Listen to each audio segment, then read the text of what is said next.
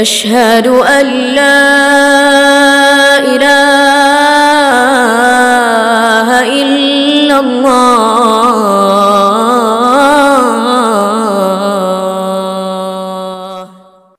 Hadirin jamaah mulia yang dirahmati Allah, kita sekarang berada di ujung bulan Rajab. Ini sudah masuk Sya'ban. Sebulan lagi kita sudah masuk Ramadan. Tidak lama lagi jemaah mulia yang dirahmati Allah, bulan Sya'ban ini kata Nabi, Rajab itu bulanku kata Allah. Sya'ban itu bulan Nabi, Ramadan itu bulan umatku. Maknanya di Ramadan ini, di Sya'ban dan Rajab kita telah evaluasi. Karena itu salah satu bulan, Rajab itu salah satu bulan yang diharamkan oleh Allah Subhanahu wa taala untuk berbuat keburukan. Allah ceritakan dalam Al-Qur'an, "Inna ta'iddatas syuhur 'indallah. Inna 'iddatas syuhur 'indallahi 12." Sesungguhnya dalam penciptaan langit dan bumi, Allah berikan bulan 12 bulan. Inna 'iddatas syuhur, sesungguhnya bulan yang ada di sisi Allah, 12 bulan. Bulan yang ada di sisi Allah. Bukan Januari, Februari, Maret, April, Mei, Juni, Juli, Agustus sampai Desember, tapi bukan itu. Tapi bulan ini mungkin jarang kita tahu. Mulai Muharram, Safar, Rabiul Awal, Rabiul Akhir, Jumadil Awal, Jumadil Akhir, Rajab, Sya'ban, Ramadan, Syawal, Zulqa'dah, Zulhijjah. 12 bulan. Hitungan bulannya itu apabila kita dalami Al-Quran, maka kita akan menjumpai perbedaan. Perbedaannya pada salah satu perselisihan yang terjadi pada kisah Ashabul Kahfi. Kahfi itu maknanya gua. Ashabul Kahfi terjadi perbedaan. Satu bilang 300 tahun, yang satu bilang 309 tahun. Jadi kalau kita pahami Al-Quran secara mendalam, maka perbedaan hitungan Syamsiah dengan Qamariyah berbeda.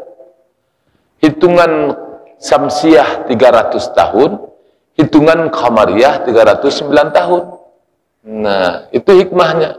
Kalau kita ingin dalami Al-Quran, pasti dapat hikmahnya. Waktu kita hitung harinya bulan Syamsiah itu sejumlah 360 hari, tapi bulan Qamariyah nggak sampai 360 hari.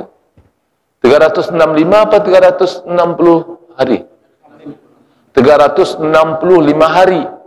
Tapi kalau dihitung di bulan Qamariyah 360 hari.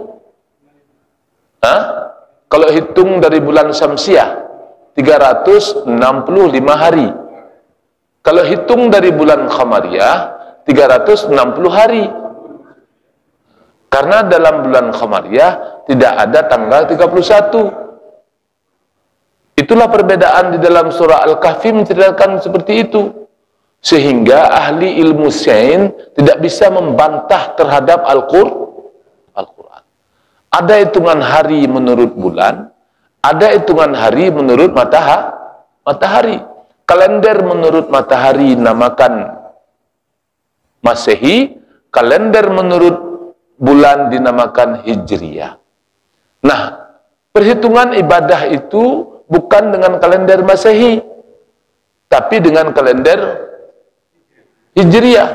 Kenapa demikian? Waktu menentukan bulan disebut oleh Allah, Inna 'iddatas syuhur 'indallah 12. Arba'atul hurum, ada 4 bulan yang diharamkan oleh Allah berperang. Kalau kamu diserang, boleh membalik serang. Yang pertama, bulannya 3 yang berdekatan, 1 yang berjauhan. Yang berdekatan yang pertama bulan Zulqa'dah, Zulhijjah, Muharram. Yang jauh itu bulan Rajab. 3 bulan Zulqa'dah. Kenapa Zulqa'dah kok bagian ini? Kalau kata orang dulu, bulan merapit. Setelah Syawal nggak ada orang pesta. Nah, ya kan? Karena berhimpit dengan bulan Zulhijjah. Setelah Syawal berhimpit dengan bulan Zulhijjah. Ada nggak orang yang pesta di bulan Zulqa'dah? Hah? Nah, sekarang udah banyak, ya kan? Sekarang udah banyak. Tetapi kita lihatlah, karena alim ulama menghitung tak ada keberkahan di bulan itu. Karena orang udah kejepit menyusahkan orang lain, kejepit belanja di bulan Syawal, kejepit juga pergi haji waktu bulan haji. Tuduh haji untuk kurban, tapi kita tahu kita tarik untuk orang pesta. Nah, disitulah tidak ada keberkahan, susah orang. Dihitung oleh alim ulama, nggak baik buat pesta pada bulan Zulqa'dah. Nah, seperti itu. Harus ada saat dan waktunya. Kok harus kayak gitu, Ustaz? Hari baik, bulan baik. Perlu dilihat hari baik, bulan baik. Kalau enggak ada maksud Allah Subhanahu wa Ta'ala menurunkan Al-Quran di bulan Ramadan. Kenapa Allah turunkan Al-Quran di bulan Ramadan? Apa maksudnya? Pasti ada maksud. Kok enggak di bulan lain saja? Kok harus di bulan Ramadan? Maksudnya bahwa pada hari orang itu ibadah kepada Allah, pada malam mereka mendekatkan diri kepada Allah. Pada hari puasa, di siang hari mereka ibadah. Udah tuh tambah lagi dengan bacaan Al-Quran. Sehingga hati orang itu hidup. Beda dengan bulan yang lain. Maka setiap sesuatu kejadian pasti ada maksud. Kalau enggak mungkin Allah Subhanahu wa Ta'ala tidak bermaksud segala sesuatu itu dengan tujuan yang baik bagi setiap amal ibadah. Hijrah ada maksud. Nabi udah datang ke Taif, ditolak. Udah datang juga ke Yaman, udah datang ke Palestina, tahu dipilihnya Allah ke Yasrib, Madinah. Ada maksud. Maksudnya untuk apa? Keamanan. Jauh dari jangkauan musuh. Hadirin jemaah mulia yang dirahmati Allah. Oleh karena itu perlunya kita selalu zikir. Makna zikir itu mengingat. Makna mengingat bukan hanya sekedar dengan la ilaha illallah. Baca Al-Quran juga zikir. Ya kan? Sehingga kita tahu mendalami Al-Quran perbedaan-perbedaan di dalam tadabbur alamiah. Nah, kita dapat melihat keagungan Al-Quran waktu kita melihat realitas hidup di dunia ini. Baik di atas hari maupun di realitas keadaan sesuatu, kita dapat membandingkan begitu kuasanya Allah Subhanahu wa Ta'ala. Sehingga kata Nabi dalam sebuah hadis, mathalul ladzina rabbahu, permisalan. Hadis ini majaz, dimisalkan oleh Allah. Makna majaz itu permisalan. Mathalul ladzi, maka kalau kita temui mathaluhum, perumpamaan, dibuat perumpamaan, dimajazkan agar kita kenapa? Berkembang pola pikir kita. Supaya kita lebih luas cara mengingat nikmat Allah itu. Karena nikmat inilah yang menyebabkan kita masuk neraka kalau nggak bisa kita syukuri. Di ayat yang terakhir dalam Alhaakumut Takatsur hatta zurtumul maqabir, kalla sawfa ta'lamuna summa kalla sawfa ta'lamun kalla law ta'lamuna ilmal yaqin la tarawunnal jahim summa la tarawunnaha ainal yaqin summa latus'alun, kemudian latus'alunna yawma idzin 'anin na'im. Pada hari nanti ku minta nikmat-nikmatmu itu, nikmat hidup, nikmat ilmu, nikmat pengetahuan, nikmat harta, nikmat istri, nikmat anak, semua nikmat minta pertanggungjawaban. Oleh karena mengingat Allah, dengan kita sering mengingat Allah, dengan sering tadabbur Al-Quran, maka akan dapat hati ini mengingat akan nikmat Allah. Mathalul ladzina rabbahu wal ladzina la rabbahu mathalul hayyi wal mait.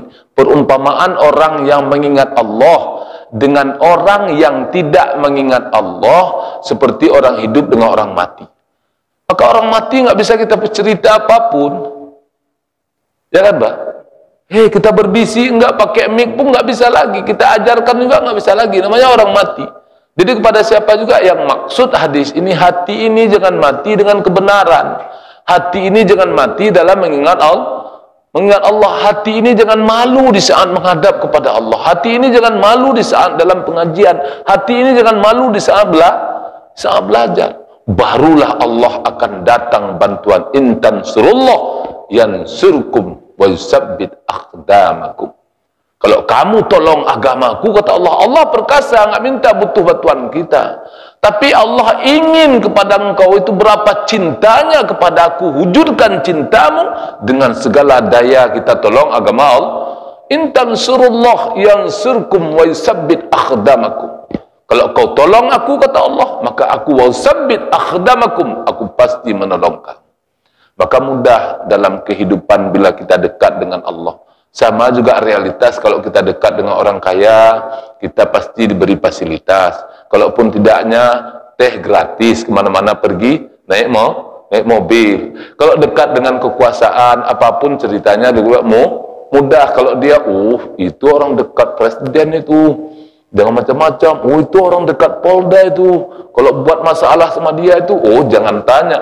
Orang dekat saja sudah, apalagi dengan dekat Sang Yang Maha Kuasa.